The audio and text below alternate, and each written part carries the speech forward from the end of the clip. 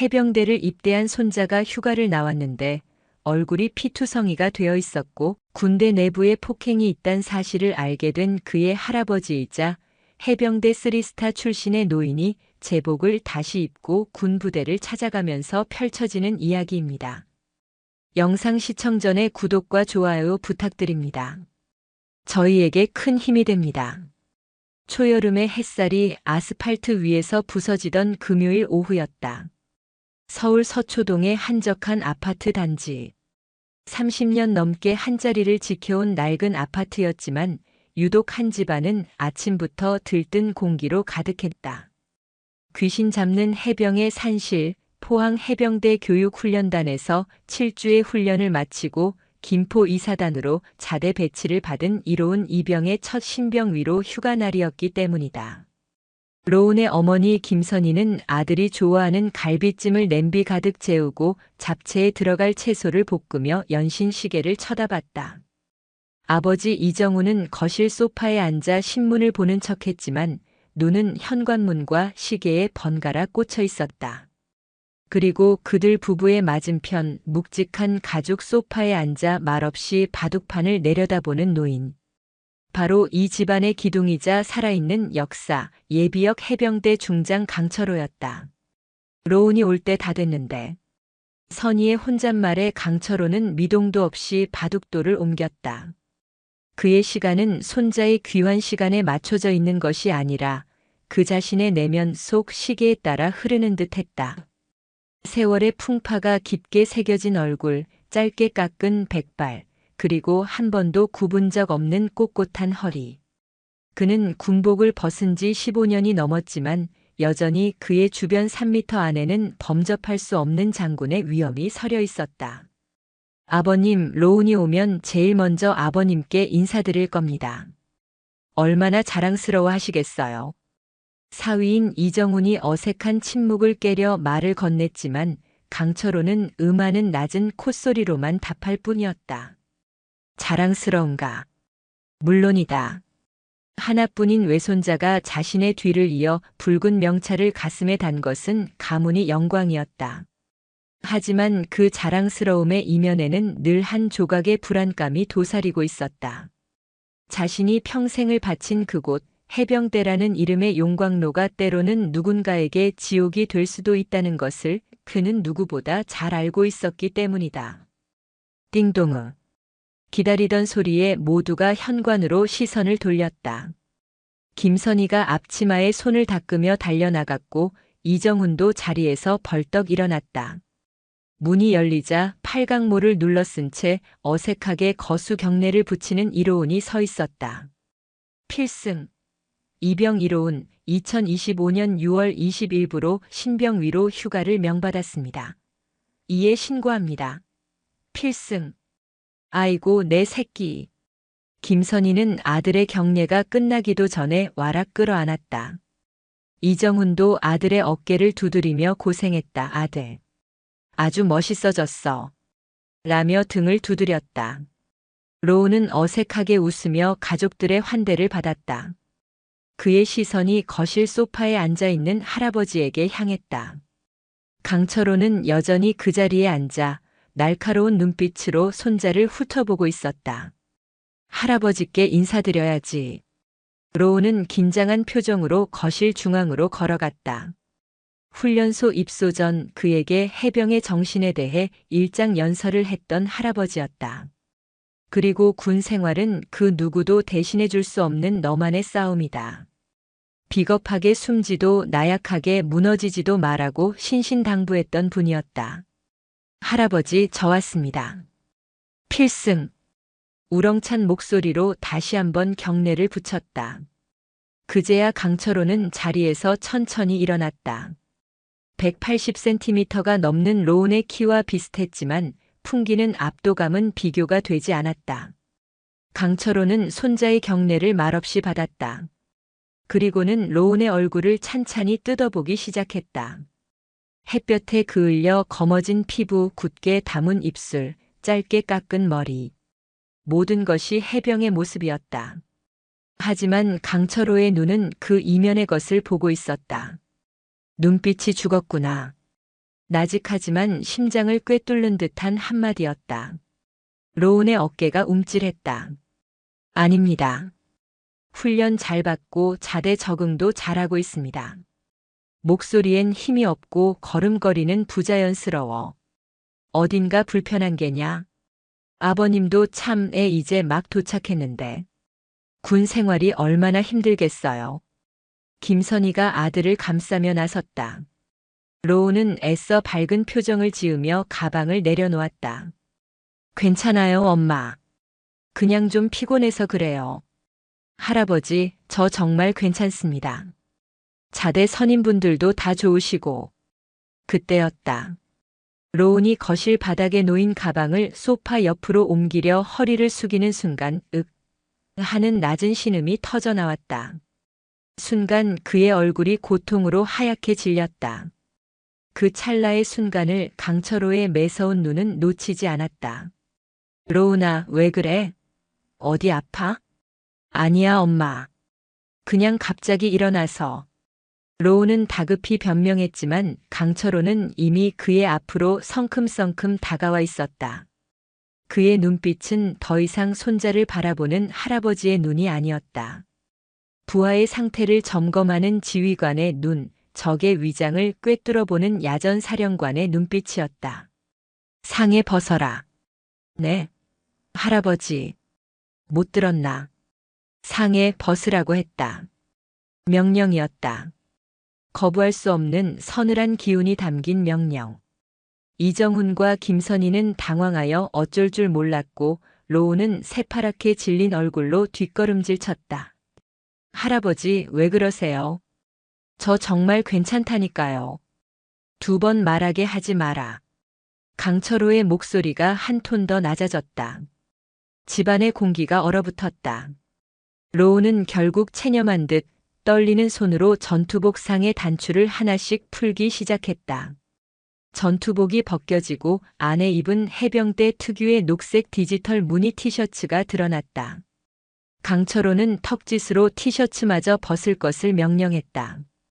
로운이 마지못해 티셔츠를 위로 걷어 올리는 순간 김선희의 입에서 비명이 터져 나왔다. 이정훈의 얼굴은 충격으로 굳어버렸다. 로운의 상체는 성한 곳을 찾기 힘들었다. 검붉은 보랏빛 멍이 갈비뼈를 따라 줄지어 있었고 등에는 기다란 무언가로 맞은 듯한 끔찍한 피멍 자국이 선명했다. 옆구리에는 군홧발로 짓밟힌 듯한 형태의 멍까지 있었다. 단순한 훈련의 흔적이 아니었다. 그것은 명백한 악의가 담긴 폭력의 증거였다. 세상에, 로운아, 이게 다 뭐야?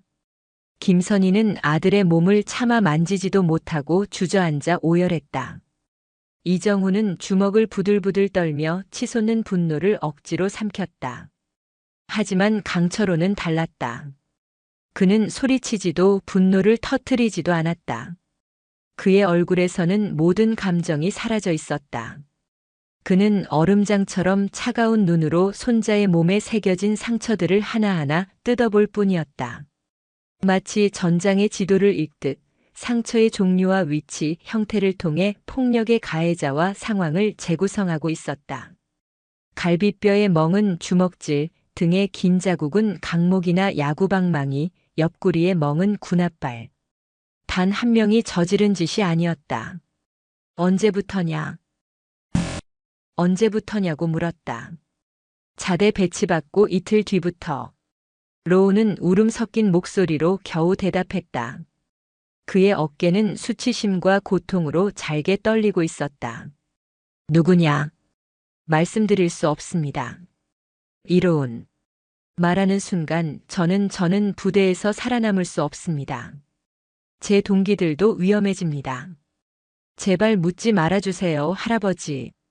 로운은 고개를 숙인 채 애원했다. 보복이 두려운 것이다. 군대라는 폐쇄된 공간에서 내부 고발이 어떤 결과를 초래하는지 그는 본능적으로 알고 있었다. 강철호는 더 이상 묻지 않았다. 대신 그는 조용히 손자의 등을 토닥였다. 상처가 없는 어깨 부분을 골라 아주 조심스럽게. 그 손길은 투박했지만 그 어떤 위로보다 깊은 의미를 담고 있었다. 됐다. 옷 입어라. 그는 조용히 말하고는 뒤돌아 자신의 방으로 향했다. 남겨진 가족들은 울음과 분노 그리고 절망감에 휩싸여 있었다. 로우는 황급히 옷을 꿰어 입고 고개를 들지 못했다. 할아버지에게 이런 나약한 모습을 보였다는 것, 그리고 자신이 동경했던 해병대가 실은 이런 시궁창이었다는 사실을 인정해야 하는 것이 죽기보다 싫었다. 잠시 후 강철호가 방에서 나왔다. 그의 손에는 낡았지만 여전히 묵직한 기품을 풍기는 해군 장교용 더블백이 들려 있었다. 그리고 그의 어깨에는 먼지를 털어낸 듯 반짝이는 예비역 해병대 중장의 정복이 걸려 있었다. 어깨에 별 3개가 서늘하게 빛나고 있었다. 아버님, 지금 뭘? 이정훈이 놀라 물었지만 강철호는 그를 가로막았다. 선이야, 로운이 저녁 먹여라. 갈비찜 식기 전에.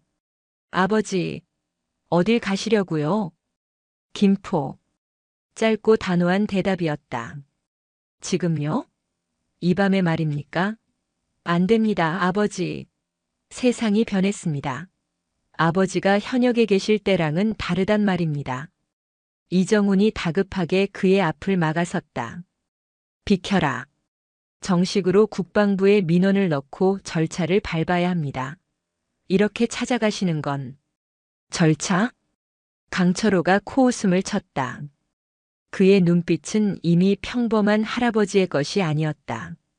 수많은 전투와 위기를 헤쳐나온 노장의 눈빛 그 자체였다.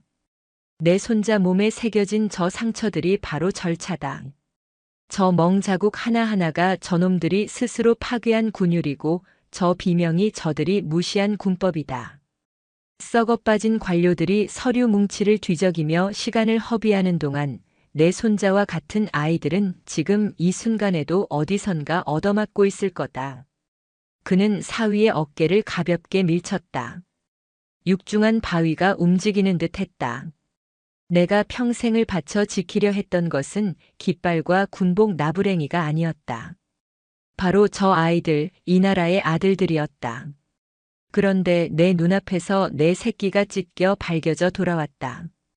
이것은 나에 대한 선전포고이자 해병대 전체에 대한 모독이다. 그의 목소리는 낮았지만 거실 전체를 압도하는 힘이 있었다. 내가 직접 간다. 내 눈으로 확인하고 내 손으로 뿌리 뽑을 것이다. 이것은 내 마지막 임무다. 강철호는 더 이상 아무 말도 하지 않고 현관문을 향해 걸어갔다. 가족들은 누구도 그를 말릴 수 없었다.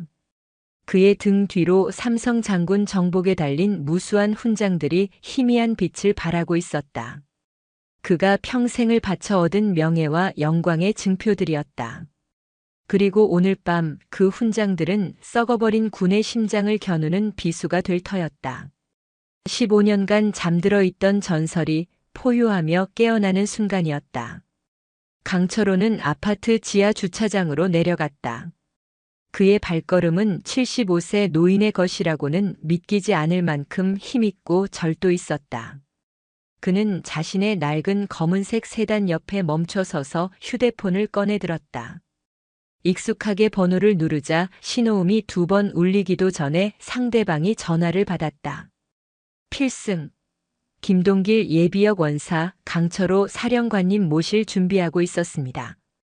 수화기 너머로 군기가 바짝 든 목소리가 들려왔다. 김동길 원사. 강철호가 해병 대사령관으로 재직할 때 그의 곁을 그림자처럼 지켰던 수석 부사관이자 운전병이었다. 저녁 후에도 1년에 서너 번은 꼭 안부 전화를 하고 명절마다 찾아와 사령관님이라 부르는 충직한 부하였다. 김원사. 오랜만일세. 아직 운전 감각 살아있나? 사령관님께서 부르시면 지옥이라도 몰고 갈 수 있습니다. 무슨 일이십니까? 김동길의 목소리에 걱정이 묻어났다. 한밤중에 걸려온 옛 사령관의 전화는 결코 평범한 안부 인사가 될 수 없었다. 지금 바로 우리 집으로 오게. 검은색 그랜저 말고 자네 아들이 몬다는 그 검은색 카니발, 그거 끌고 와. 조용하고 신속하게. 카니발 말입니까? 알겠습니다. 30분 내로 도착하겠습니다. 필승. 전화가 끊겼다. 강철호는 차가운 시멘트 벽에 등을 기댔다. 어둠 속에서 그의 눈이 이글거렸다.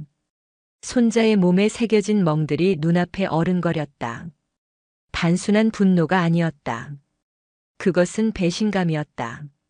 자신이 청춘과 인생을 바쳐 쌓아 올린 해병대라는 명예의 전당이 안에서부터 썩어 문드러지고 있었다는 사실에 대한 참을 수 없는 모멸감이었다.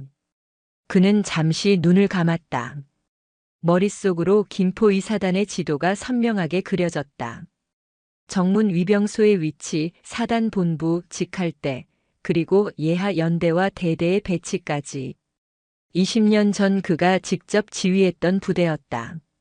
지형과 구조는 조금 변했을지 몰라도 그곳을 흐르는 해병대의 피는 변하지 않았으리라 믿었다. 하지만 로운의 상처는 그 믿음을 산산조각 냈다. 해병은 죽지 않는다. 다만 사라질 뿐이다. 해병대의 유명한 격언이 머릿속을 맴돌았다.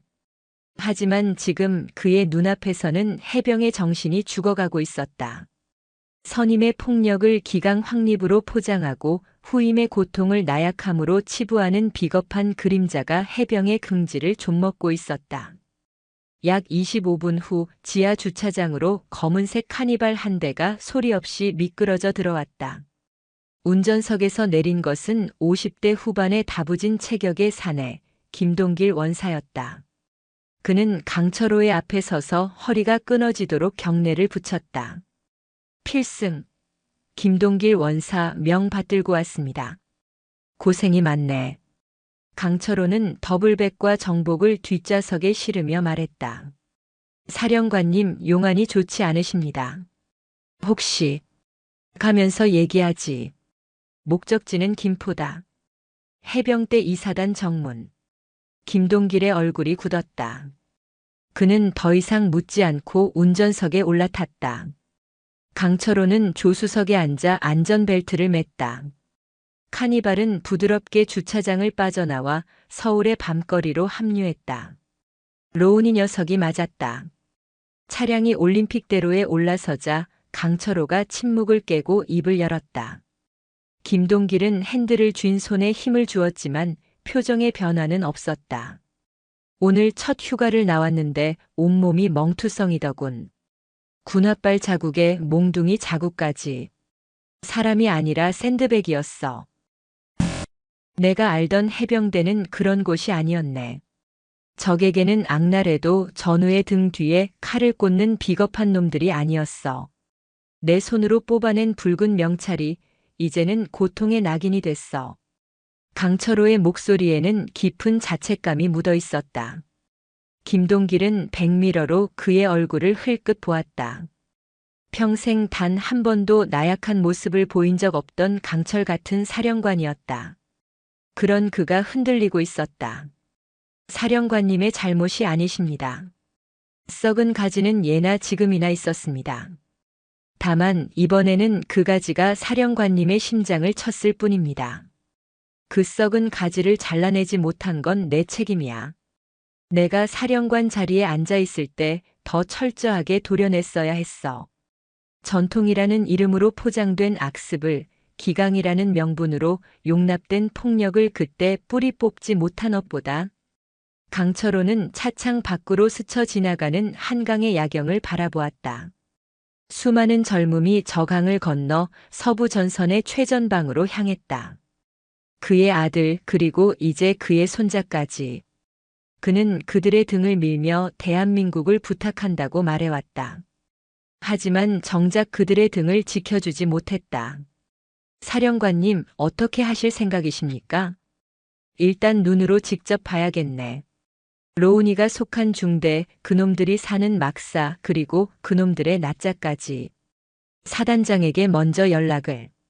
아니, 예고하고 찾아가면 저놈들은 이미 완벽한 연극을 준비해 놓을 게야. 먼지 하나 없는 내무반, 천사 같은 얼굴을 한 선임, 그리고 입을 맞춘 중대장까지. 난 진실을 보러 가는 거지, 연극을 보러 가는 게 아니야. 강철호는 뒷좌석에 놓인 더블백을 가리켰다. 차가 김포 톨게이트를 지날 때쯤 정복으로 갈아입을 걸세. 그전까지는 평범한 예비역 노인으로 있고 싶군. 김동길은 더 이상 아무 말도 하지 않았다. 그는 묵묵히 엑셀을 밟았다. 서울의 화려한 불빛이 멀어지고 차창 밖 풍경은 점점 어두워졌다. 군사분계선이 가까워질수록 도로 위의 차량은 줄었고 철책과 초소들이 어둠 속에서 유령처럼 나타났다 사라졌다. 전방 특유의 긴장감이 차 안을 감돌았다. 김포 톨게이트를 막 지났을 때 강철호는 김동길에게 차를 잠시 갓길에 세우라고 했다. 그는 뒷좌석으로 몸을 옮겨 익숙한 손놀림으로 사복을 벗고 정복을 입기 시작했다. 하얀 와이셔츠, 검은 넥타이, 그리고 묵직한 녹색 상의. 옷을 입는 그의 동작 하나하나에는 수십 년간 몸에 밴 군인의 각이 살아있었다. 마지막으로 어깨에 빛나는 세 개의 별이 달린 견장을 붙이자 그는 더 이상 평범한 노인이 아니었다. 그는 다시 해병대 중장 강철호가 되어 있었다. 출발하게. 다시 조수석으로 돌아온 그의 목소리는 이전과 미묘하게 달라져 있었다. 개인적인 감정의 동요는 사라지고 오직 지휘관의 냉철함만이 남아 있었다. 차량은 김포시 통진읍에 위치한 해병대 이사단 청룡부대 정문을 향해 나아갔다. 밤 11시가 넘은 시간, 부대 정문은 깊은 정적에 잠겨 있었다. 위병소의 불빛만이 외롭게 어둠을 밝히고 있었다. 정문으로 바로 돌진하게. 위병들이 막아서면 내가 내리겠다. 김동길은 고개를 끄덕이고는 속도를 줄이지 않은 채 정문으로 향했다. 위병소에 있던 2명의 해병이 헤드라이트 불빛에 놀라 뛰쳐나왔다. 그들은 수신호로 차를 멈추려 했지만 카니발은 아랑곳하지 않고 위병소 바로 앞에 멈춰 섰다. 어떤 차량입니까? 정지선 뒤로 물러나 주십시오. 젊은 상병이 긴장한 목소리로 외치며 차로 다가왔다. 그 순간 조수석 문이 열리고 강철호가 차에서 내렸다. 위병은 어둠 속에서 갑자기 나타난 어깨에 별 3개를 단 장군의 모습에 숨을 헙 들이마셨다. 그의 눈이 휘둥그레졌다. 꿈인가 생시인가. 전설로만 듣던 해병대 삼성 장군이, 그것도 예비역인 줄로만 알았던 강철호 중장이 심야에 자신의 눈앞에 서 있었다. 필승. 근무 중 이상 없습니다. 상병은 저도 모르게 각 잡힌 자세로 경례를 외쳤다. 옆에 있던 이병은 아예 몸이 굳어버렸다. 강철호는 그들의 경례를 묵묵히 받았다. 그의 시선은 위병소를 넘어 어둠에 잠긴 부대 내부를 향해 있었다. 사단 당직 사령, 지금 즉시 호출해라. 5분 내로 내가 있는 이 자리로 뛰어오라고 전해. 예비역 중장 강철호가 긴급 상황으로 부대를 방문했다고. 예, 알겠습니다. 상병은 거의 울기 직전의 표정으로 위병소 안으로 뛰어들어가 수화기를 들었다. 강철호는 차에 기대선 채 차가운 밤 공기를 들이마셨다. 그의 귀환은 시작되었다. 이 조용한 밤 청룡부대는 곧 전설적인 노장의 분노가 몰고 올 거대한 태풍의 눈으로 변해가고 있었다. 폭풍 전의 고요함, 그것이 지금 부대를 감싸고 있는 공기의 이름이었다. 위병소 상병의 다급한 보고는 부대 지휘 통제실을 발칵 뒤집어 놓았다. 예비역 강철호 중장님께서 정문에 와 계십니다. 라는 외침은 평화롭던 당직 근무자들에게 날아든 포탄과도 같았다. 강철호. 해병대 역사책에서나 볼 법한 이름. 현 사단장조차 그 앞에서는 고개를 숙여야 하는 해병대의 살아있는 신화. 그런 인물이 한밤중에 아무런 예고도 없이 정문에 나타났다는 사실은 그 자체로 거대한 사건이었다. 그날 밤 사단 당직 사령은 본부대대 소속의 김현수 소령이었다. 그는 보고를 받자마자 의자에서 튀어올랐다. 식은땀이 등줄기를 타고 흘렀다. 그는 허둥지둥 전투모를 찾아 쓰고 지휘 통제실을 뛰쳐나갔다. 정문까지는 약 1km. 그는 전속력으로 달리기 시작했다. 도대체 무슨 일이지? 훈련 상황인가? 아니면 수만 가지 생각이 머릿속을 스쳐 지나갔다. 강철호는 팔짱을 낀 채 미동도 없이 어둠 속의 부대를 응시하고 있었다. 5분이 채 되지 않아 숨을 턱까지 몰아쉰 김현수 소령이 그의 앞에 도착했다. 필승, 사단 당직사령 소령 김현수. 명 받고 왔습니다. 거친 숨을 몰아쉬며 그가 격려했다. 강철호는 고개만 까딱했다. 사단장은 어디에 있나? 사단장님께서는 관사에서 취침 중이실 겁니다. 바로 보고 올리게. 됐다. 지금은 깨우지 마라. 연극이 끝난 뒤에 커튼콜을 요청할 생각이니까. 강철호의 말뜻을 이해하지 못한 김소령은 어리둥절한 표정을 지었다. 강철호는 그를 지나쳐 카니발 뒷좌석 문을 열고 김동길 원사를 불렀다. 김원사 안내하게. 목적지는 제3보 병연대 제2대대 7중대 막사다. 예, 알겠습니다. 사령관님. 김동길 원사가 운전석에 올라탔다. 강철호는 어안이 벙벙해 서 있는 김소령을 향해 말했다. 당직 사령은 내 차를 따라오도록. 그리고 자네 중대 7중대장에게 지금 당장 연락해. 10분 내로 중대 막사 앞에서 나를 기다리라고 전해. 복장은 자다 깬 복장 그대로. 예. 중대장 말입니까? 내 말이 어렵나? 아닙니다. 즉시 조치하겠습니다.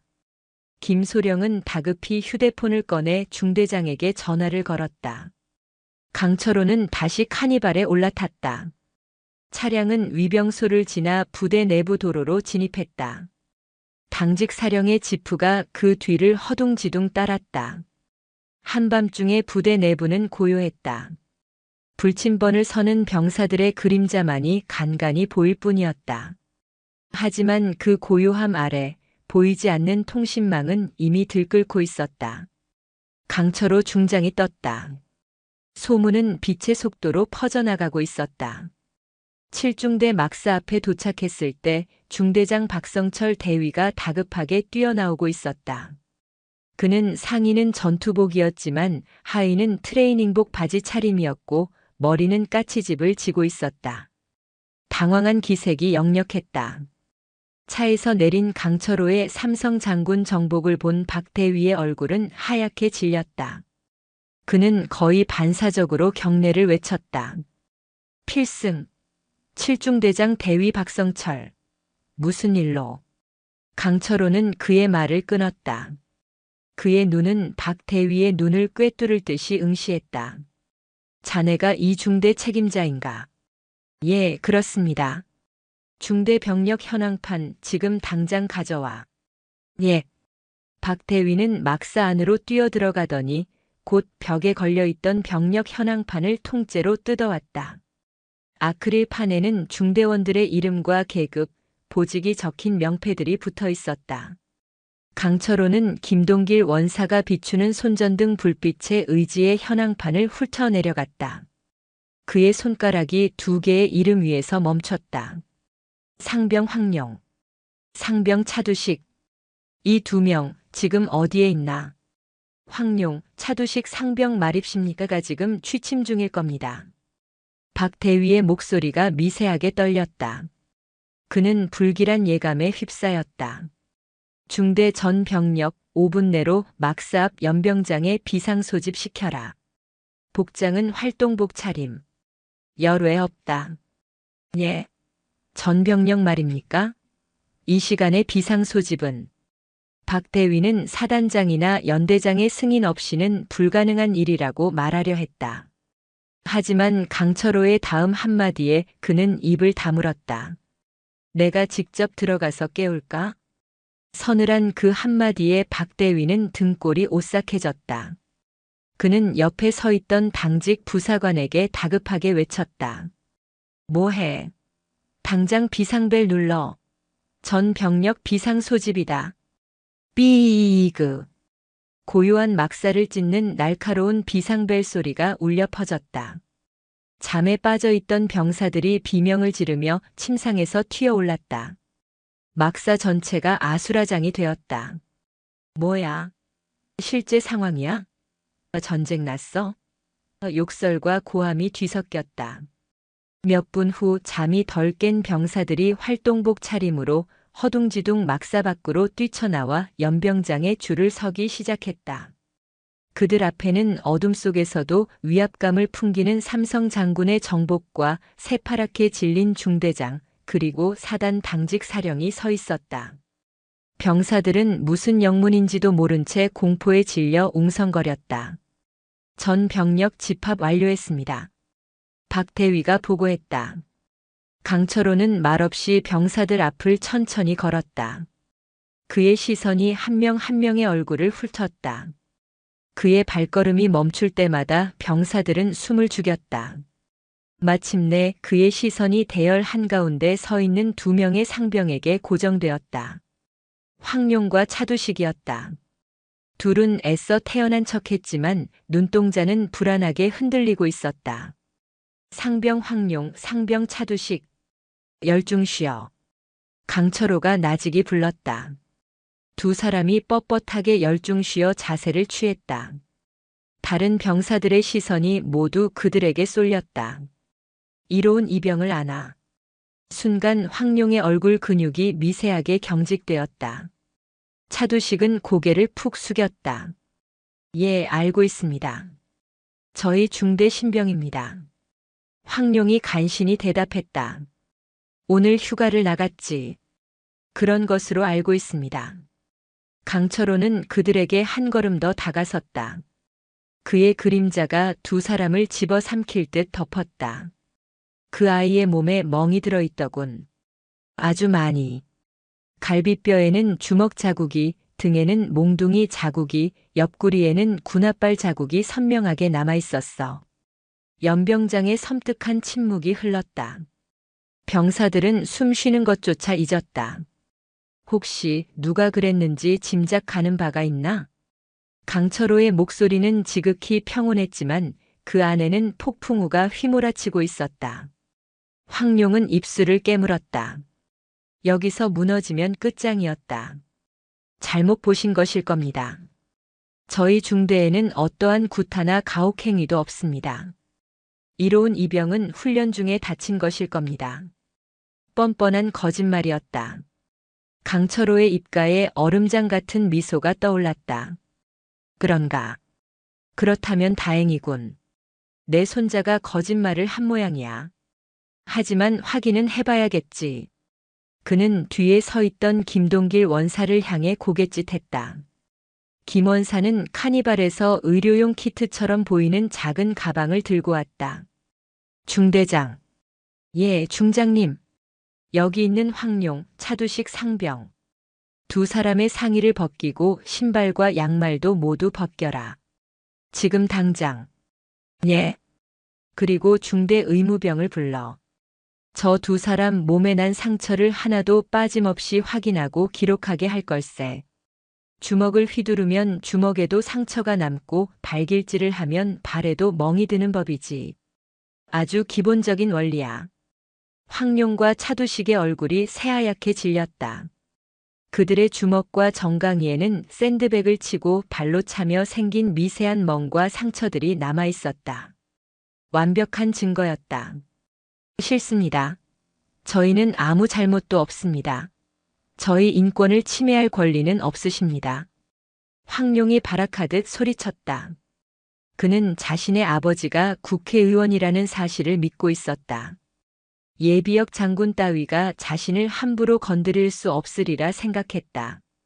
그 순간이었다. 닥쳐라. 강철호의 입에서 터져나온 것은 사자의 포효와도 같았다. 연병장 전체가 그의 목소리에 진동하는 듯 했다. 내 놈이 인권을 입에 담을 자격이 있나? 전우를 구타하고 괴롭히는 것이 해병 때의 전통인가? 내 놈들 같은 버러지들이 해병이라는 이름을 더럽히고 있는 것이다. 내 놈들이 짓밟은 것은 이로운 이병 한 명이 아니야. 이 부대의 군기이며 해병대의 명예다. 그는 황룡의 멱살을 잡아챌 듯 가까이 다가섰다. 중대장은 뭘 하고 있나?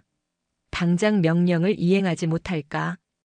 박성철 대위는 더 이상 버틸 수 없었다. 그는 부사관들에게 눈짓했고 그들은 황룡과 차두식에게 달려들어 강제로 상의를 벗기기 시작했다. 바로 그때 연병장 저편에서 여러 대의 지프가 헤드라이트를 번쩍이며 달려왔다. 마침내 연락을 받고 잠에서 깨어 관사에서 달려온 이사단장 최민준 소장이었다.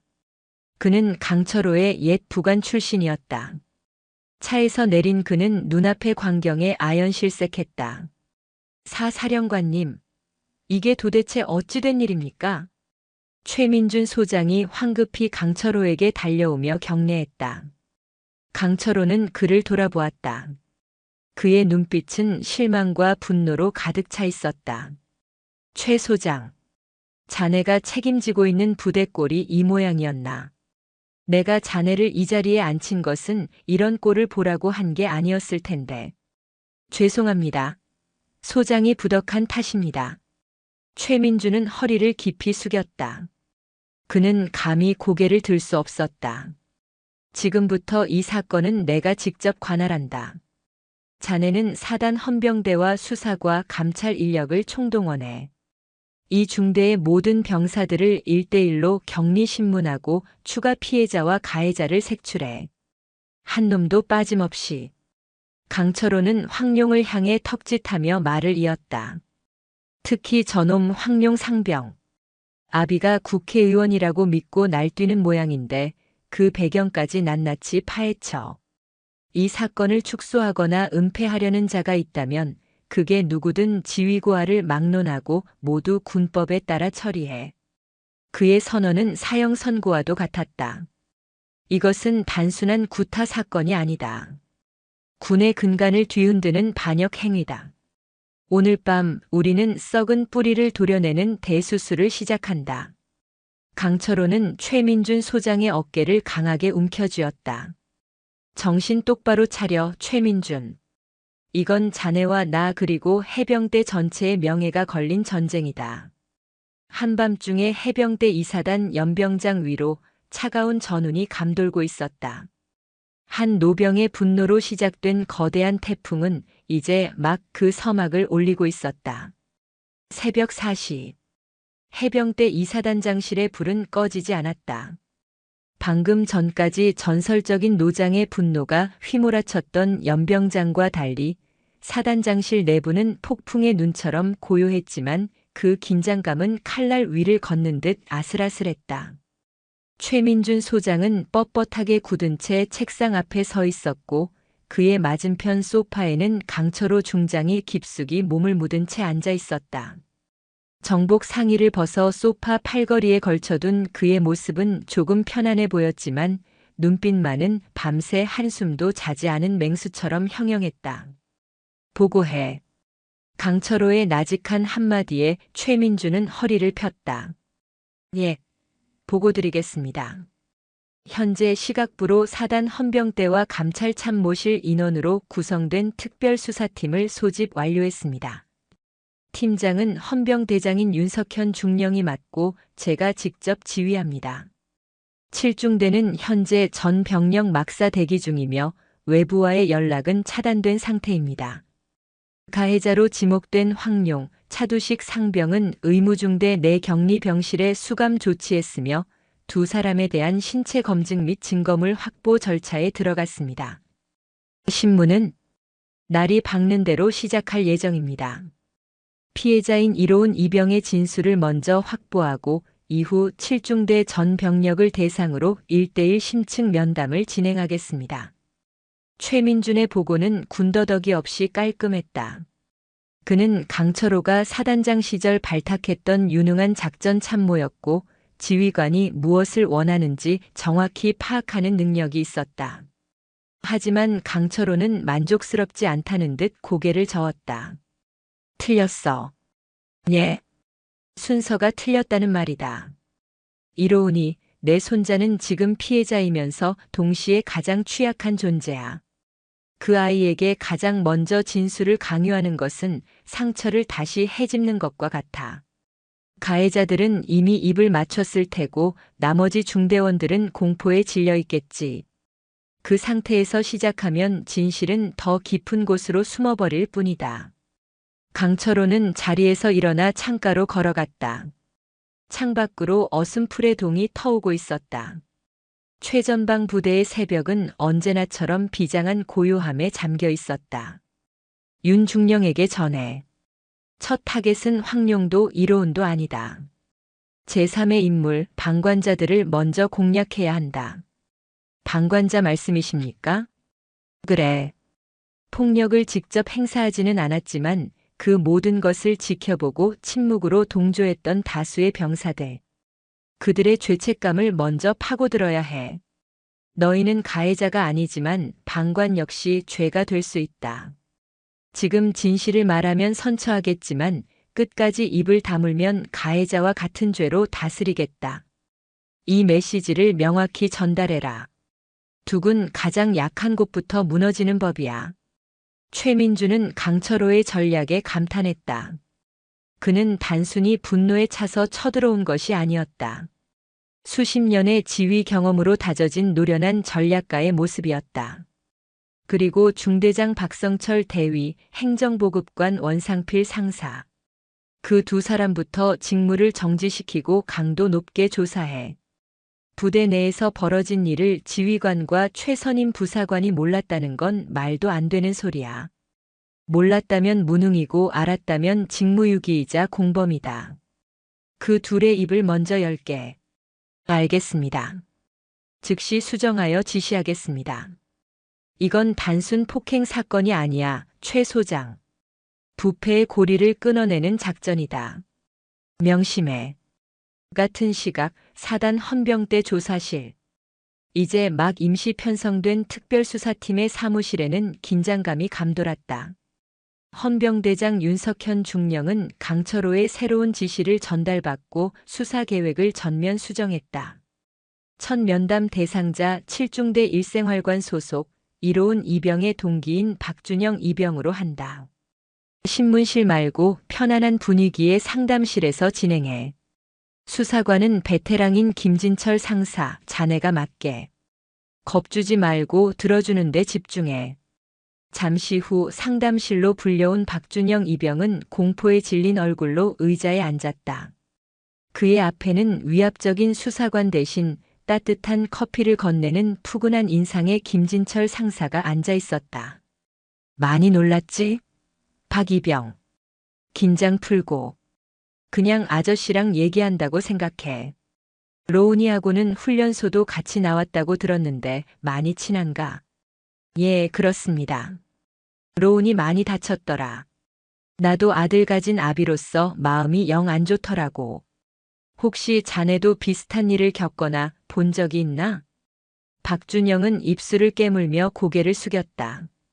머릿속에서는 수많은 장면들이 스쳐 지나갔다. 생활관 소등 후 집합이라는 이름으로 자행되던 구타, 청소 불량을 트집 잡아 밤새도록 이어지던 기합, 황룡 상병의 심기를 거스르는 날이면 어김없이 벌어지던 전우조 스파링이라는 이름의 일방적인 폭행. 그 모든 순간에 자신은 침묵했다. 아니, 침묵해야만 했다. 다음 타겟이 내가 될 수 있다는 공포 때문에. 말하기 힘들면 안 해도 괜찮아. 다만 이것만 알아줬으면 좋겠네. 지금 자네의 침묵이 어쩌면 또 다른 로운이를 만들 수도 있다는 거. 김진철 상사의 마지막 한마디가 박준영의 심장을 찔렀다. 그는 결국 참았던 울음을 터뜨렸다. 무서웠습니다. 로운이가 맞는 걸 볼 때마다 다음은 내 차례일까봐 너무 무서웠습니다. 그의 울음은 봇물 터지듯 터져나왔고 그와 함께 굳게 닫혀있던 진실의 문이 열리기 시작했다. 그는 황룡과 차두식이 어떻게 로운을 괴롭혔는지, 어떤 은어들을 사용하며 폭력을 정당화했는지, 심지어는 일부 간부들이 이를 알면서도 묵인했다는 정황까지 상세하게 털어놓았다. 한편 의무중대 격리병실. 황룡은 여전히 오만했다. 그는 함께 갇힌 차두식에게 속삭였다. 쫄지 마, 차두식. 우리 아버지가 누군지 잊었어? 저 늙은이가 아무리 날뛰어봤자 예비역일 뿐이야. 국방부 장관도 우리 아버지 앞에선 설설기어. 곧 변호사 오고 우린 여기서 나가게 될 거야. 그때까지만 입 다물고 있으면 돼. 하지만 분위기가 심상치 않아. 사단장까지 직접 움직이고. 그러니까 쇼라고 쇼. 저 영감 체면 세워주려는 거지. 며칠 지나면 다 잠잠해져. 걱정 말고 잠이나 자. 황룡은 허세를 부리며 눈을 감았다. 그는 허락된 단 한 번의 통화 기회를 망설임 없이 아버지에게 사용했다. 그의 머릿속에는 오직 하나의 생각뿐이었다. 아버지가 모든 것을 해결해 줄 것이다. 이 거대한 태풍의 눈 속에서 그는 여전히 자신이 가장 안전하다고 믿고 있었다. 그의 그 오만한 믿음이 곧 더 큰 폭풍을 불러올 도화선이 될 것이라는 사실을 까맣게 모른 채 서울 여의도 국회의사당 국방위원회 소속 삼선 중진 황 의원의 의원실은 이른 아침부터 분주했다. 각종 현안 보고와 지역구 민원으로 보좌관들은 쉴 틈 없이 움직이고 있었다.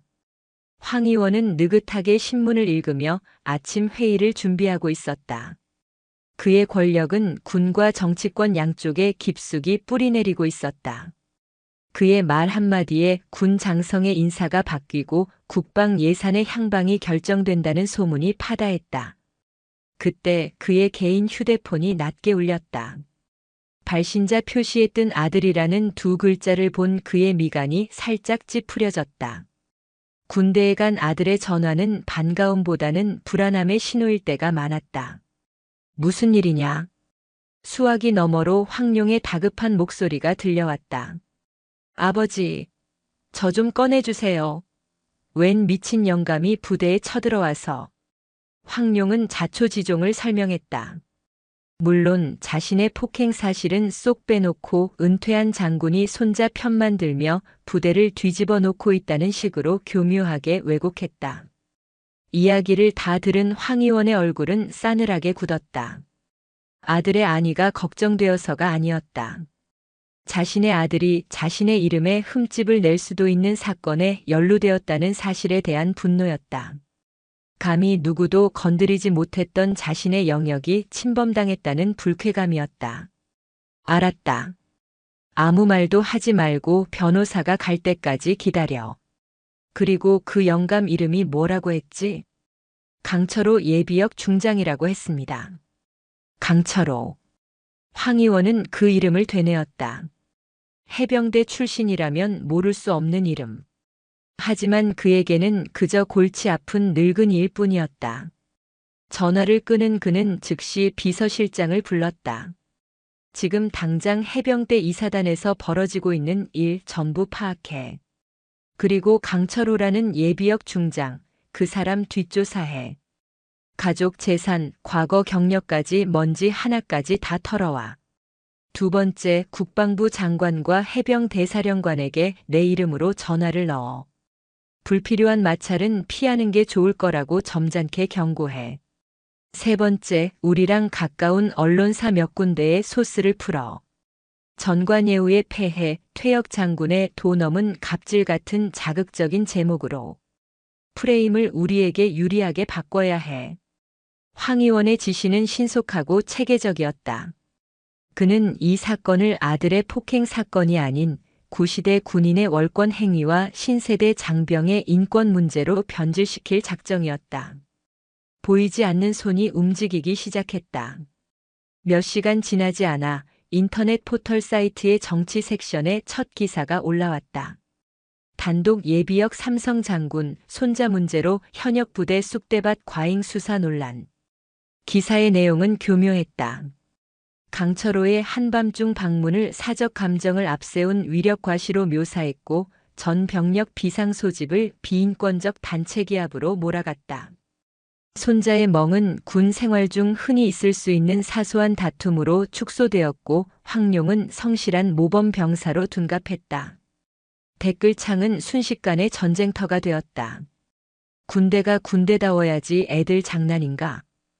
아무리 그래도 퇴역 장군이 저러는 건 선 넘었지. 빽 있는 할아버지 둔 덕에 군 생활 편하게 하겠네. 여론은 황 의원이 의도한 대로 흘러가기 시작했다.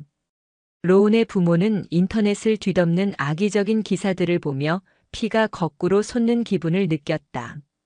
여보, 이게 말이 돼요? 어떻게 로운이가 가해자처럼 되고 아버님이 부대를 망치는 사람처럼. 저 황룡이라는 놈 아버지가 국회의원이라더니 언론 플레이를 시작한 거야. 무서운 사람들이야. 불안과 무력감이 그들을 덮쳤다. 바로 그 무렵 김포 이사단장실. 최민준 소장은 국방부 장관 비서실로부터 걸려온 전화를 받고 있었다. 수화기 너머의 목소리는 정중했지만 그 안에 담긴 압박감은 살얼음판 같았다. 사단장님, 장관님께서도 이번 사안을 예의주시하고 계십니다. 다만 일이 너무 확대되어 부대 전투력 유지에 공백이 생겨서는 안 된다는 우려를 전하셨습니다. 절차와 규정에 따라 원만하게 처리해 주시길 당부하셨습니다. 원만하게. 그 단어의 의미를 최민주는 모를 리 없었다. 황 의원을 자극하지 마라. 는 경고였다. 전화를 끄는 그의 얼굴이 굳어졌다. 그때 집무실 문이 열리고 강철호가 들어왔다. 그의 손에는 최민준의 개인 태블릿 PC가 들려 있었다. 화면에는 방금 전 포털을 달군 그 기사가 떠 있었다. 벌써 시작됐군. 생각보다 빠르고 저열해. 강철호의 목소리는 차분했다. 최민준은 고개를 숙였다. 죄송합니다. 외부 압력에. 자네가 죄송할 것 없네. 이건 나에 대한 공격이니까. 그리고 곧 자네에게도 연락이 오겠지. 장관이나 혹은 사령관에게서. 그때 최민준의 책상 위 전화벨이 울렸다. 국방부 직통 라인이었다. 최민준은 긴장된 얼굴로 강철호를 쳐다봤다. 강철호는 턱짓으로 전화를 받으라는 신호를 보냈다. 최민준이 수화기를 들자 국방부 장관의 목소리가 흘러나왔다. 예상했던 그대로의 이야기였다. 절차 규정, 안정, 그리고 황 의원의 이름이 은근하게 언급되었다. 통화가 끝나고 최민준이 무겁게 수화기를 내려놓았을 때 강철호가 그의 어깨를 두드렸다. 두려운가? 솔직히 그렇습니다. 상대는 현직 국회의원이고 저는 일개 사단장일 뿐입니다. 그럼 그만둘 텐가? 여기서 꼬리를 내리고 저놈들의 거짓말에 무릎 꿇을 텐가? 강철호의 눈이 최민준을 똑바로 응시했다. 자네가 입고 있는 그 군복의 무게를 잊었나? 어깨에 달린 별의 의미를 잊었나? 그건 황 의원 같은 자들 앞에서 비굴해지라고 달아준 게 아니야. 불의에 맞서 싸우고 내 부하들을 지키라고 국가가 부여한 책임의 상징이다. 강철호는 자신의 휴대폰을 꺼내 어디론가 전화를 걸었다. 상대는 금방 받았다. 나 강철호 일세. 잘 지내는가 박 장군. 수화기 너머의 상대는 국군기무사령부 현 군사안보지원사령부의 사령관이었다. 강철호의 오랜 후배이자 군내 최고의 정보통으로 불리는 인물이었다. 황 의원이라고 알지? 그 아들놈이 내 손주를 반쯤 죽여놨어. 근데 이제 와서 언론 플레이로 이 사건을 덮으려 하는군.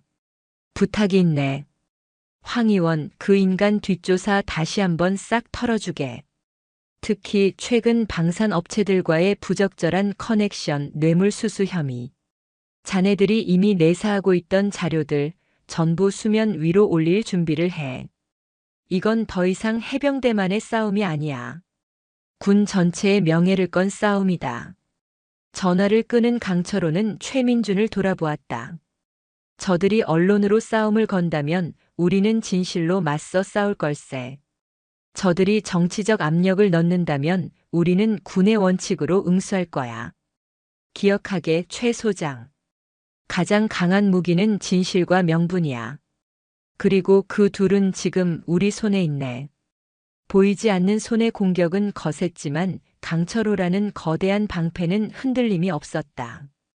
오히려 그는 방패를 드는 동시에 적의 심장을 겨눌 가장 날카로운 창을 준비하고 있었다.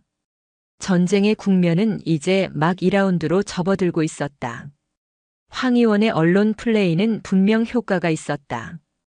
여론의 일부는 강철호의 행동을 비난하기 시작했고 국방부와 해병대사령부의 압박은 최민준 소장의 목을 조여왔다. 사단 내부에서도 술렁임이 일었다. 저러다 사단장님 목만 날아가는 거 아니야? 괜히 우리까지 불똥 튀는 거 아니야? 하는 불안감이 번져나갔다. 이대로라면 수사는 동력을 잃고 용두사미로 끝날 가능성이 높았다. 가해자들은 솜방망이 처벌을 받고 내부 고발을 했던 병사들은 보복의 공포에 시달리게 될 터였다. 하지만 수사팀장 윤석현 중령과 김진철 상사는 포기하지 않았다. 강철호의 전략에 따라 그들은 처벌보다는 보호와 치유에 초점을 맞추었다. 피해를 입고도 말하지 못했던 병사들을 대상으로 심리 상담을 병행했고 그들의 신변을 철저히 보호해주겠다는 약속을 반복해서 각인시켰다. 그러자 기적 같은 변화가 일어나기 시작했다. 박준영 이병의 첫 증언 이후 용기를 낸 두 번째, 세 번째 증언자가 나타났다.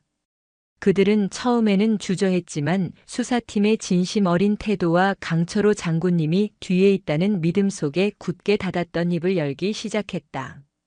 황룡 상병은 생활관 동기들끼리 서로 뺨을 때리게 시켰습니다. 소리가 작으면 더 세게 때리라고 웃으면서 차두식 상병은 밤마다 저희를 화장실로 불러내 인간 변기를 만들었습니다. 변기에 머리를 박게 하고 물을 내렸습니다. 증거도 있습니다. 한 병사는 떨리는 손으로 자신의 스마트폰을 내밀었다.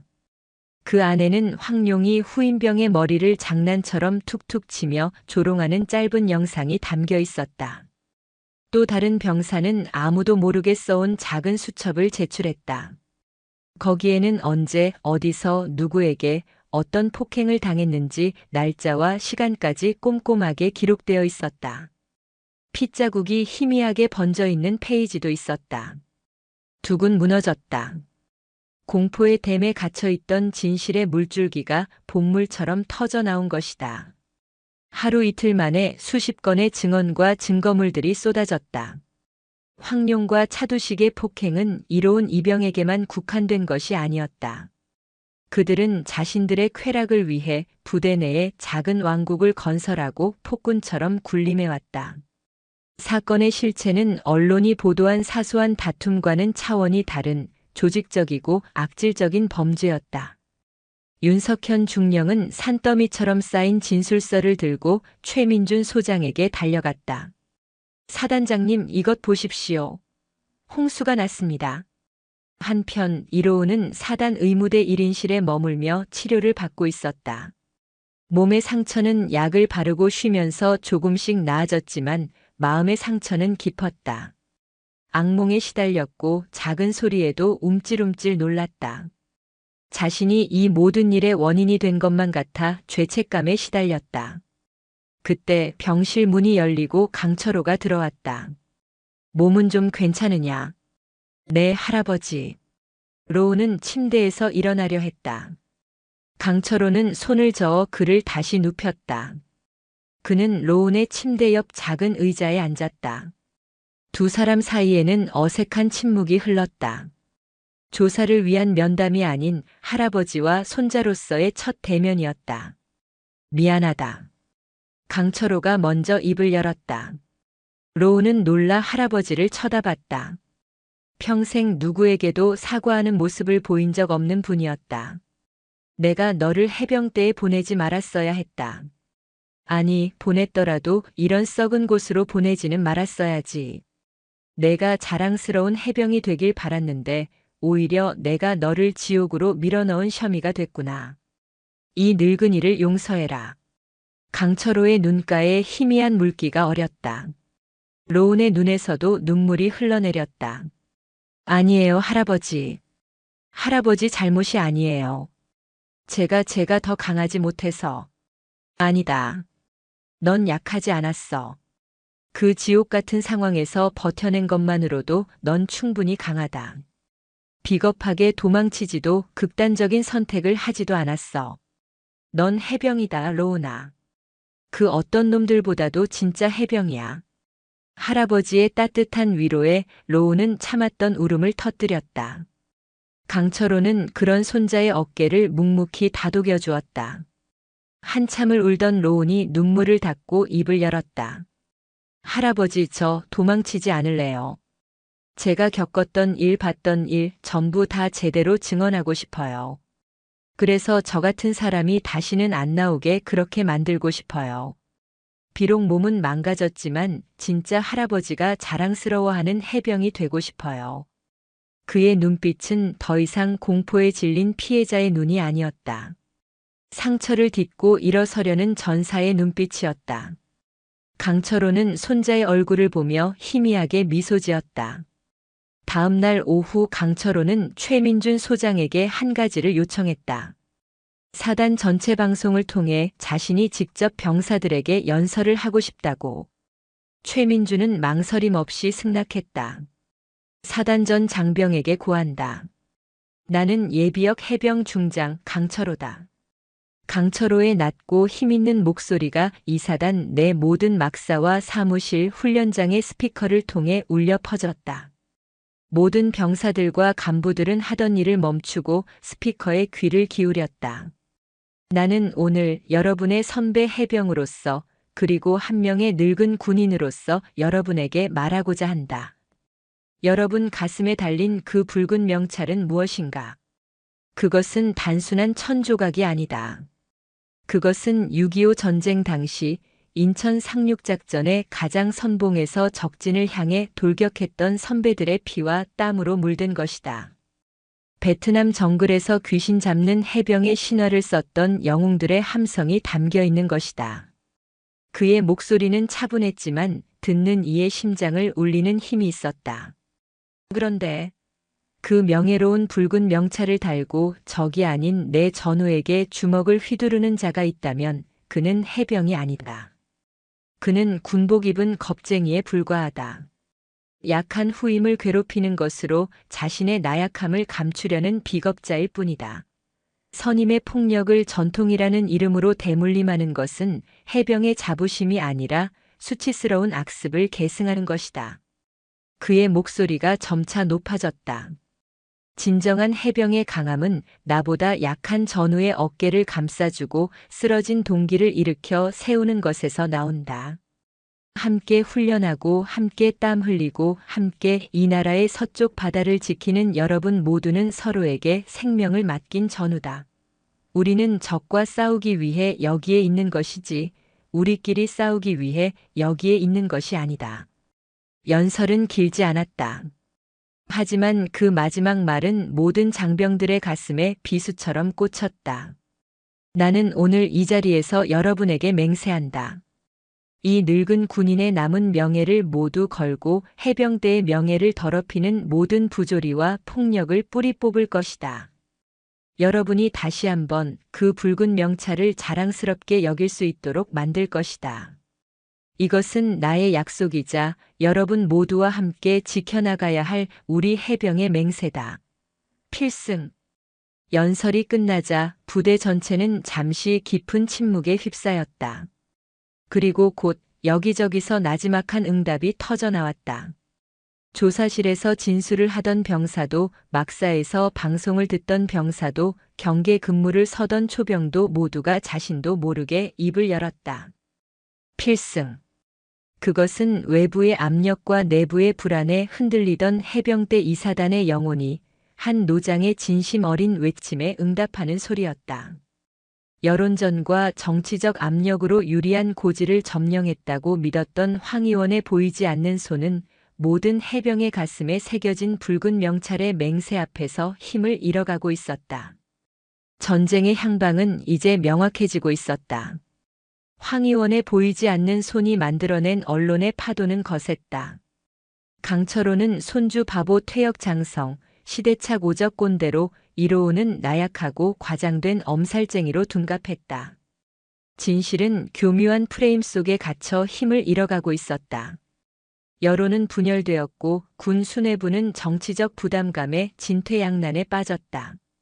이대로라면 수사는 결국 적당한 선에서 봉합되고 진실은 다시 어둠 속으로 묻힐 것이 자명했다. 강철호는 이 모든 상황을 김포 이사단장실에서 묵묵히 지켜보고 있었다. 그는 소파에 앉아 태블릿 PC로 자신을 향한 온갖 악의적인 기사와 댓글들을 하나하나 읽어내려갔다. 그의 얼굴에는 분노나 초조함 대신 결전을 앞둔 장수의 냉철함이 감돌았다. 여론전으로 나왔겠다. 그는 혼잣말처럼 중얼거렸다. 최민준 소장은 안절부절 못하며 그의 눈치를 살폈다. 사령관님, 이대로는 안 되겠습니다. 저희 쪽에서도 공식적으로 반박 자료를 내고. 아니. 강철호는 단호하게 그의 말을 잘랐다. 저들이 파놓은 진흙탕에 같이 들어갈 필요는 없네. 우리가 판을 새로 짜야지. 저들의 프레임 밖에서 우리가 주도하는 싸움을 시작해야 해. 그는 자리에서 일어나 창밖을 보며 말했다. 김동길 원사를 부르게. 서울로 가야겠어. 그리고 국방부 출입기자단에 연락해. 내일 오전 10시 프레스센터에서 긴급 기자회견을 열겠다고. 예비역 해병 중장 강철호가 대한민국 군의 명예에 대해 직접 입을 열겠다고 말이야. 기자회견 말입니까? 지금 이 상황에서 사령관님께서 직접 나서는 것은 저들의 공격의 표적이 되는. 바로 그거야. 내가 표적이 되어야 해. 그래야 모든 화살이 나에게로 쏠리고 그 뒤에서 수사팀이 마음 놓고 칼을 휘두를 수 있지. 이건 내가 자처한 전쟁이야. 피할 생각 없네. 다음 날 오전 10시 서울 프레스센터 기자회견장. 수많은 취재진으로 발 디딜 틈이 없었다. 전날 밤 갑작스럽게 공지된 긴급 기자회견이었지만 강철호라는 이름의 무게감은 모든 언론사의 이목을 집중시키기에 충분했다. 약속된 시간에 강철호가 김동길 원사의 부축을 받으며 회견장에 들어섰다. 그는 군복이 아닌 짙은 감색 정장 차림이었다. 하지만 그 어떤 군복보다도 더한 위험이 그에게서 뿜어져 나왔다. 수십 개의 카메라 플래시가 일제히 터졌지만 그는 눈 하나 깜빡하지 않고 연단으로 걸어갔다. 먼저 바쁘신 와중에도 이렇게 와주신 기자 여러분께 감사드립니다. 그의 첫마디는 지극히 평범하고 정중했다. 하지만 이어지는 목소리에는 강한 힘이 실리기 시작했다. 저는 오늘 한 명의 예비역 군인으로서 그리고 이 땅에서 아들을 군대에 보낸 모든 아버지와 할아버지들을 대신하여 이 자리에 섰습니다. 일부 언론에서 저를 손자의 복수를 위해 군을 뒤흔드는 노인으로 묘사하고 있더군요. 좋습니다. 절반은 맞는 말입니다. 기자회견장이 술렁였다. 그의 솔직한 인정에 모두가 의아해했다. 제 손자는 군대에서 죽음의 문턱까지 내몰렸습니다. 그 아이의 몸에 새겨진 멍과 상처는 한 할애비의 가슴에 피멍이 되었습니다. 그에 대한 분노 당연히 있습니다. 하지만 제가 이 모든 것을 시작한 진짜 이유는 단순한 사적 감정 때문이 아닙니다. 그는 잠시 말을 멈추고 회견장을 가득 메운 기자들의 눈을 하나하나 마주쳤다. 그것은 바로 부끄러움 때문이었습니다. 제가 평생을 바친 해병대가 제가 자랑스러워했던 그 붉은 명찰이 누군가에게는 폭력과 절망의 낙인이 되었다는 사실에 대한 참을 수 없는 부끄러움. 이것은 제 개인의 명예가 아니라 대한민국 국군 전체의 명예에 관한 문제입니다.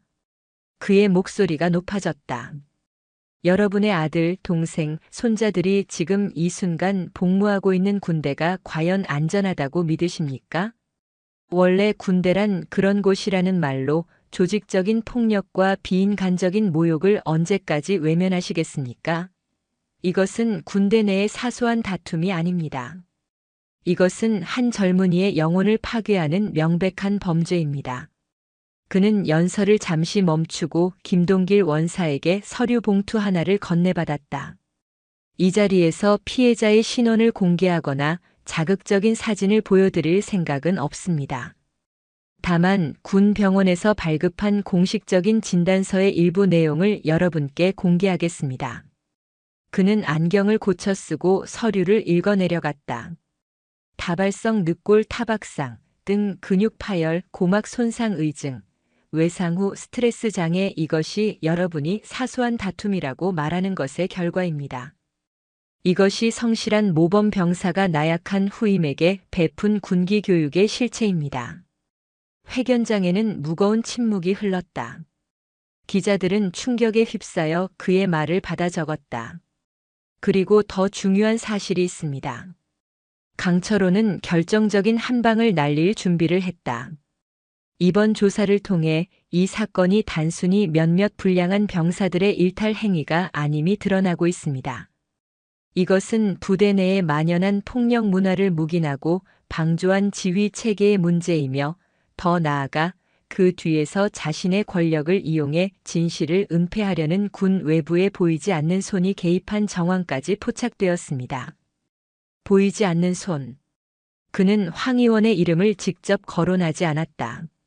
하지만 그 자리에 있는 모두가 그것이 누구를 겨냥한 말인지 알아차렸다.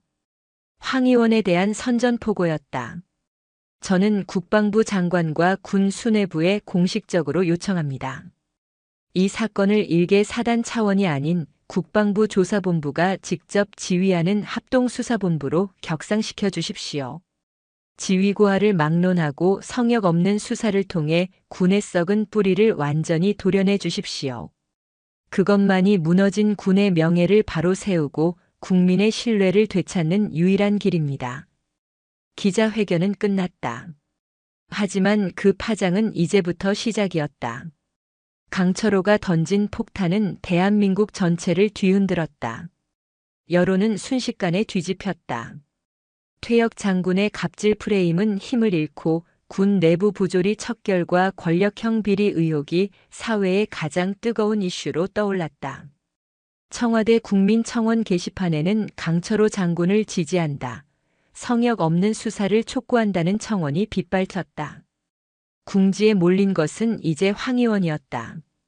그리고 그에게 등을 떠밀렸던 국방부 장관도 더 이상 버틸 수 없었다. 그날 오후 국방부는 이례적으로 빠른 공식 발표를 내놓았다.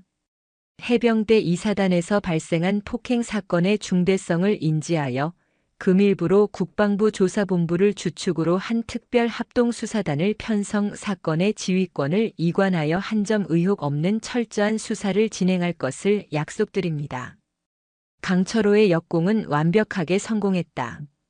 이제 칼자루는 사단을 넘어 그 어떤 외부 압력으로부터도 상대적으로 자유로운 국방부 직할 수사 조직의 손에 넘어가게 되었다.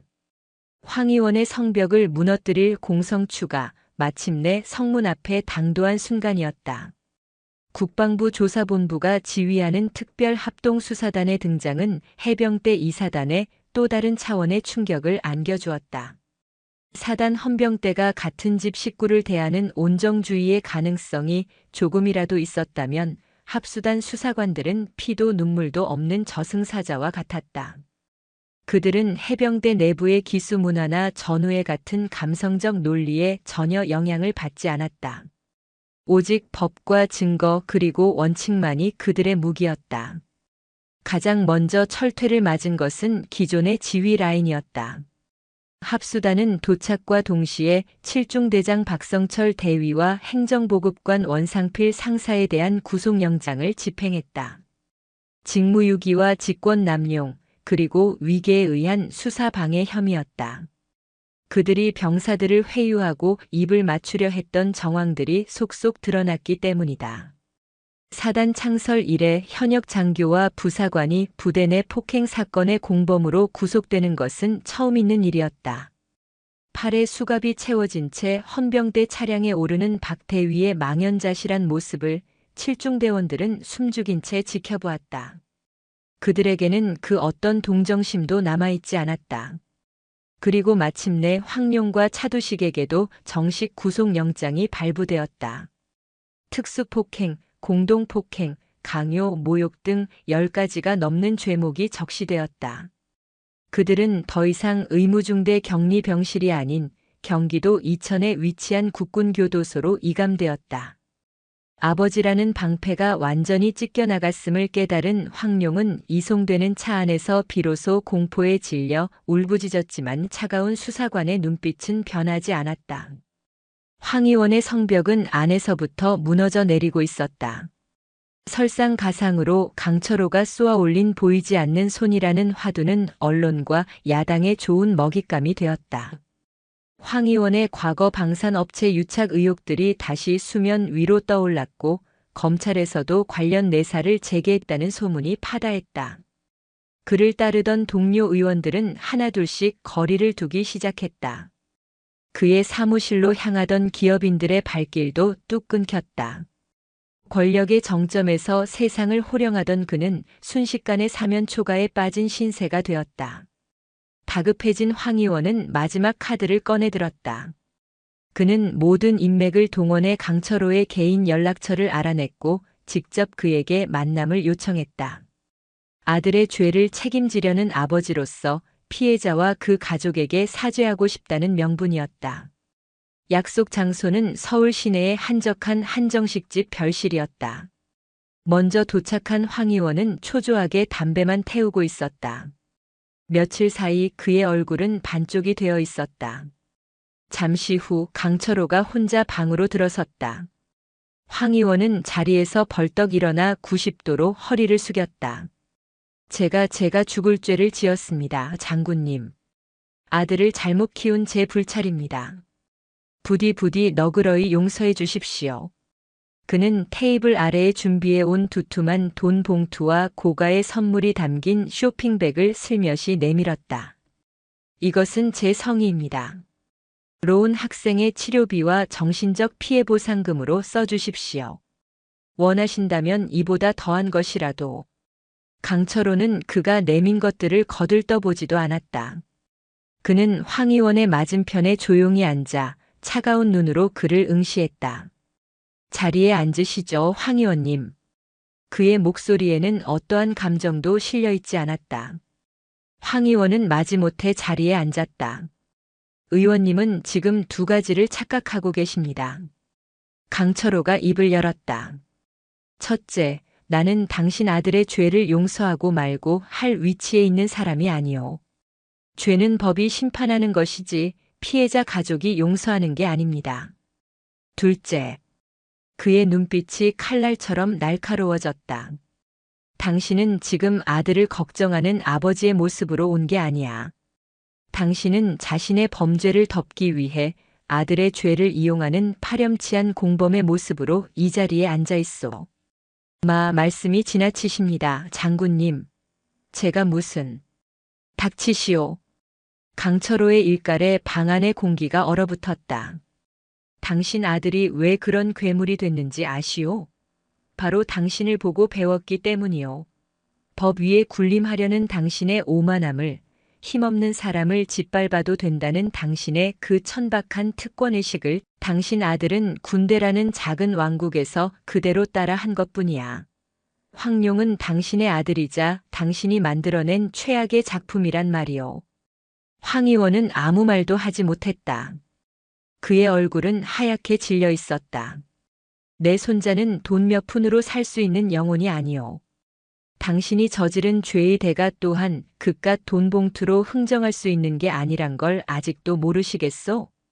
강철호는 자리에서 일어났다. 돌아가시오.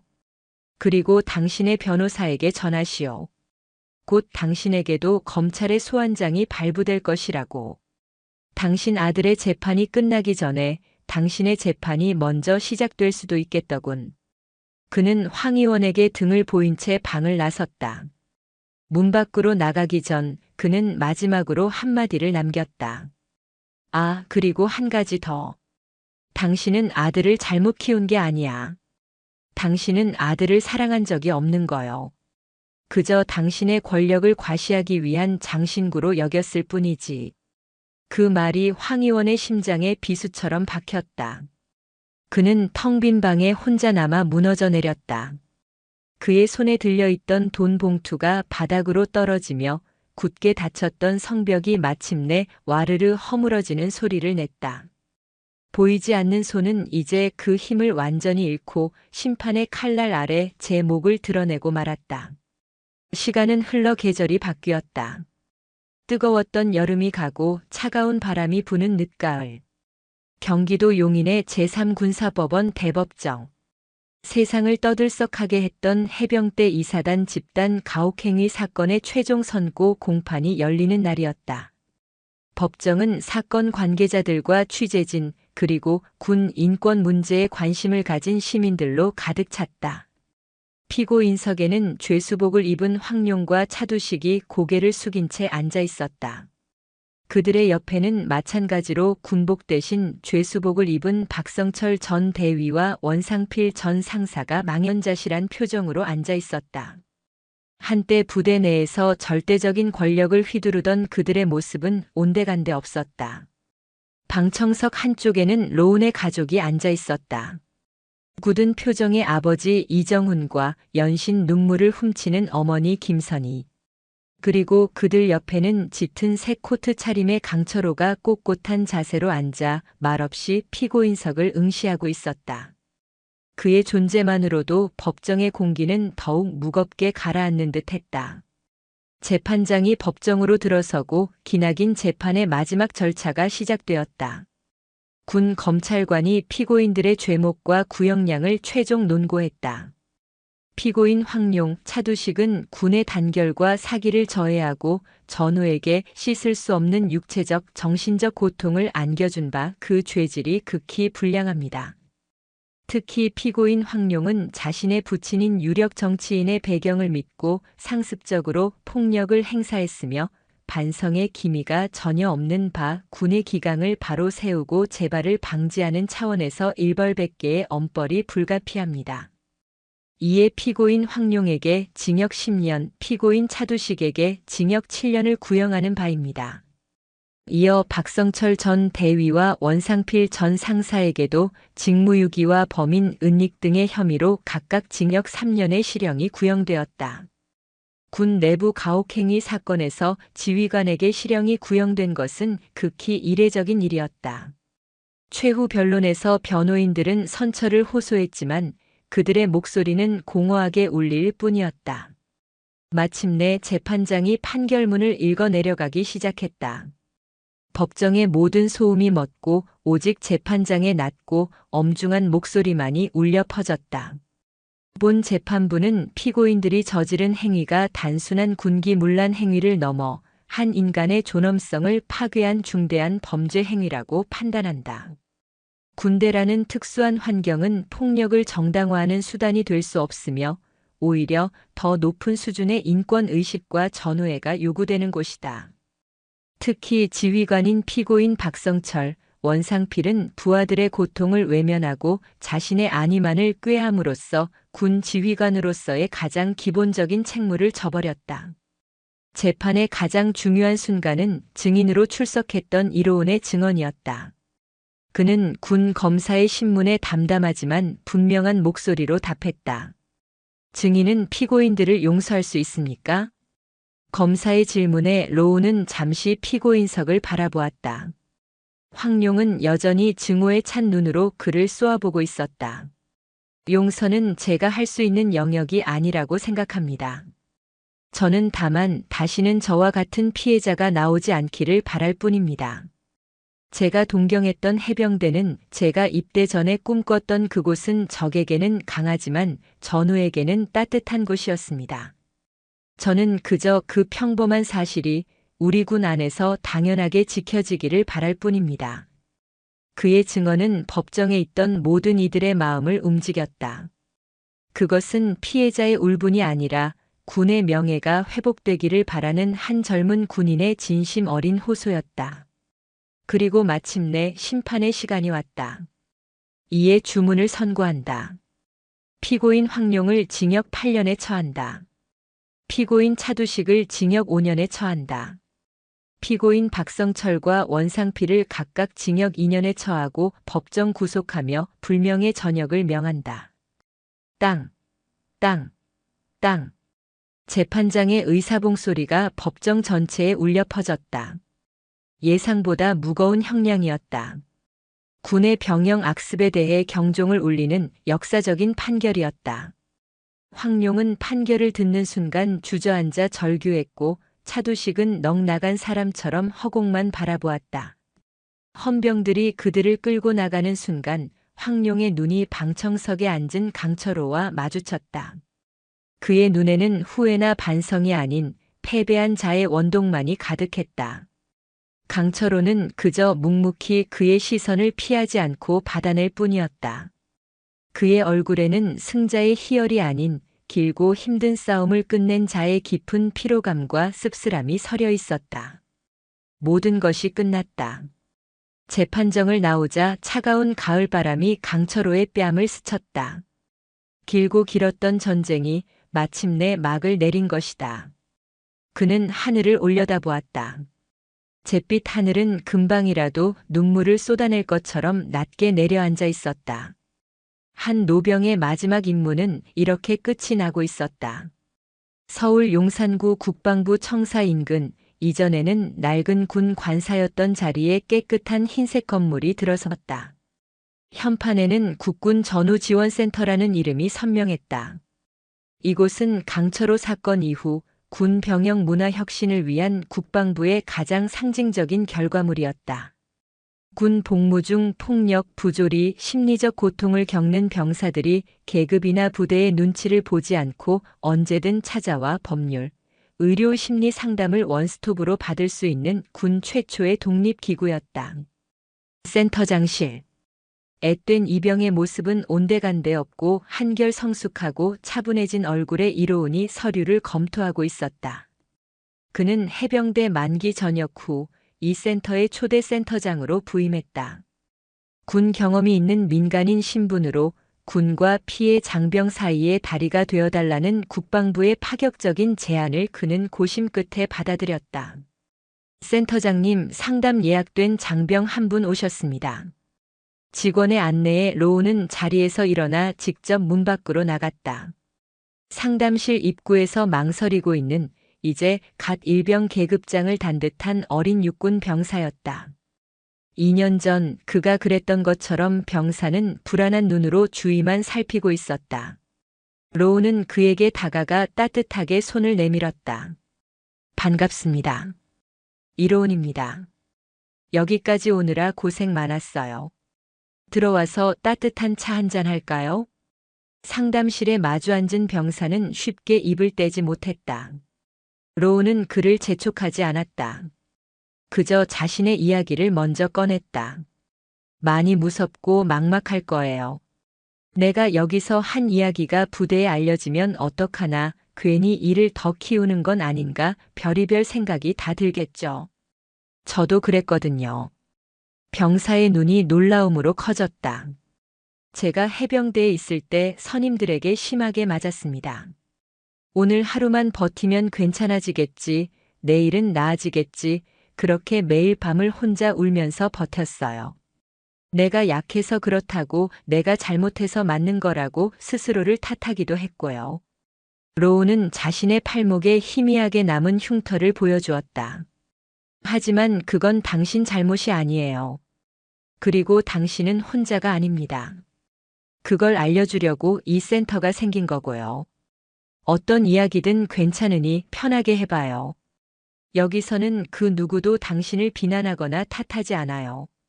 로운의 진심 어린 눈빛과 경험에서 우러나온 위로에 병사는 마침내 참았던 눈물을 터뜨리며 자신의 이야기를 털어놓기 시작했다. 로운은 조용히 그의 이야기를 들어주었다. 한 사람의 상처가 다른 사람의 상처를 치유하는 힘이 되는 순간이었다. 그는 더 이상 과거의 피해자가 아니었다. 어둠을 딛고 일어나 다른 이들을 위한 등불이 된 새로운 지도자였다. 그 같은 날 오후 국방부 대강당에서는 군 인권혁신 비전 선포식이 열리고 있었다. 국방부 장관과 각 군 참모총장, 국회의원, 시민단체 대표들이 모두 참석한 대규모 행사였다. 이 행사의 마지막 순서는 특별 연설이었다. 사회자가 연사를 소개했다. 이 모든 변화의 씨앗을 뿌리신 분입니다. 공식적인 직책은 없으시지만 우리 군의 영원한 스승이시자 가장 날카로운 감시자이신 분입니다. 예비역 해병대 중장 강철호님을 큰 박수로 맞이해 주시기 바랍니다. 우레와 같은 박수 소리와 함께 이제는 희끗한 머리가 더 많아진 강철호가 연단에 올랐다. 2년 전 기자회견장에서의 날 선 모습과는 달리 그의 얼굴에는 온화하지만 깊은 연륜이 묻어나는 미소가 걸려 있었다. 자랑스러운 국군 장병, 그리고 내외 귀빈 여러분. 그의 목소리는 여전히 힘이 있었다. 우리는 오늘 부끄러움과 반성의 토대 위에 서 있습니다. 과거 우리는 강한 군대라는 이름 아래 우리 아들들의 신음소리를 외면했습니다. 전투력이라는 명분 뒤에 숨어 그들의 영혼에 멍이 드는 것을 방치했습니다. 그 과오를 인정하는 것에서부터 우리의 새로운 군대는 시작되어야 합니다. 그는 청중을 천천히 둘러보았다. 진정 강한 군대는 가장 좋은 무기를 가진 군대가 아닙니다. 진정 강한 군대는 서로를 향한 굳건한 믿음과 존중을 가진 군대입니다. 내 등 뒤를 맡긴 전우가 나를 해치지 않을 것이라는 절대적인 신뢰, 내가 쓰러졌을 때 내 손을 잡아줄 것이라는 확신. 그것이야말로 그 어떤 첨단 무기보다 더 강한 힘을 발휘하는 우리 군의 진짜 전투력입니다. 그의 시선이 방청석 한쪽에 앉아있는 이로운에게 향했다. 두 사람의 눈이 허공에서 마주쳤다. 할아버지의 눈에는 대견함과 사랑이, 손자의 눈에는 존경과 감사가 가득했다. 미래의 군은 저와 같은 늙은 장군들이 만드는 것이 아닙니다. 바로 저기 앉아있는 젊은이들, 상처를 딛고 일어나 치유를 선택한 이들이 만들어가는 것입니다. 어둠을 경험했기에 빛의 소중함을 알고 고통을 겪었기에 타인의 아픔에 공감할 줄 아는 세대. 그들이야말로 우리 군의 희망이자 미래입니다. 강철호는 연설을 마무리했다. 오늘 이 자리는 끝이 아니라 시작입니다. 군복 입은 시민 한 사람 한 사람의 인권이 완벽하게 보장되고 모든 장병이 서로를 자랑스러운 전우로 여기는 그날까지 우리의 혁신은 결코 멈추어서는 안 될 것입니다. 그리하여 마침내 우리 군이 국민에게 가장 사랑받고 신뢰받는 조직으로 다시 태어나는 그 영광스러운 날을 기대하며 저의 말씀을 마칩니다. 필승. 연설이 끝나자 대강당은 떠나갈 듯한 기립박수로 가득 찼다. 그것은 한 노병의 명예로운 투쟁에 대한 그리고 새로운 군의 탄생을 향한 모두의 염원이 담긴 함성이었다. 선포식이 끝나고 강철호와 이로운은 나란히 대강당을 걸어 나왔다. 눈부신 봄 햇살이 두 사람을 비추고 있었다. 할아버지, 오늘 정말 멋있으셨어요. 내가 더 멋있다, 이놈아. 이 할애비보다 훨씬 더 큰 일을 하고 있는 게야. 강철호는 손자의 어깨를 자랑스럽게 두드렸다. 두 사람은 더 이상 많은 말을 하지 않았다.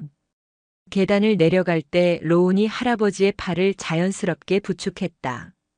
한때 할아버지의 육중한 등이 온 세상 같았던 손자는 이제 그 할아버지를 기꺼이 지탱하는 든든한 어른으로 성장해 있었다. 한 노병의 분노로 시작되었던 거대한 폭풍은 이제 상처받은 영혼들을 치유하는 따스한 봄바람이 되어 불고 있었다. 그것은 완벽한 해피엔딩이 아니었다. 여전히 군 어딘가에는 부조리가 남아있을 테고 또 다른 피해자가 나올지도 모른다. 하지만 이제는 분명히 달라졌다.